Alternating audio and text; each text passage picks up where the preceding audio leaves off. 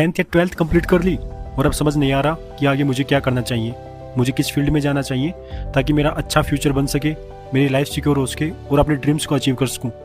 तो जो बच्चे इन चीज़ों को सोच कर परेशान होते हैं और सोचते हैं कि मुझे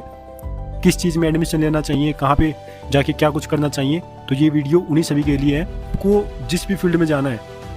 ठीक है, चाहे वो इंजीनियरिंग फील्ड का हो या आपको मान लो बीटेक वगैरह करनी हो, या फिर मान लो 12th के बाद आपको आर्ट सेक्शन में जाना हो, या फिर मान लो आपको बीकॉम वगैरह करनी हो, या फिर बीएससी वगैरह करनी हो, तो वो सारी चीज़ें आपकी चॉइस के ऊपर डिपेंड करती है। ये नहीं सोचना है कि मान लो मैं अगर आर्ट्स ले लूँगी, मान लो बीकॉम ले लूँगा, तो मेरी सोसाइटी है, मेरी फैमिली है, वो मेरे को जज करेगी,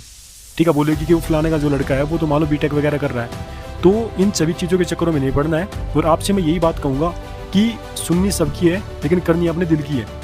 आपको जो चीज़ अच्छी लगती है, जिस चीज़ में आपका इंटरेस्ट है और आप चाहते हो कि मैं अपने काम को काम ना समझ के उसको अपनी लाइफ का एक हिस्सा समझूं और अपनी डेली रूटीन के अंदर करते टाइम उसके अंदर 1% भी मेरे को ये नहीं लगे कि भाई मैं ज़बरदस्ती इस चीज़ को कर रहा हूँ, तो आपको उसी चीज़ की वो तैयारी करनी है और उसी चीज़ को आपको चूज करना है, ठीक है। ये नहीं होना चाहिए कि कल को आपने मान लो ऐसी कोई लाइन को चूज कर लिया 12th के बाद, मान लो आपको जाना था बीटेक के अंदर था लेकिन आपने बीएससी वगैरह ले लिया और कल को आपको मान लो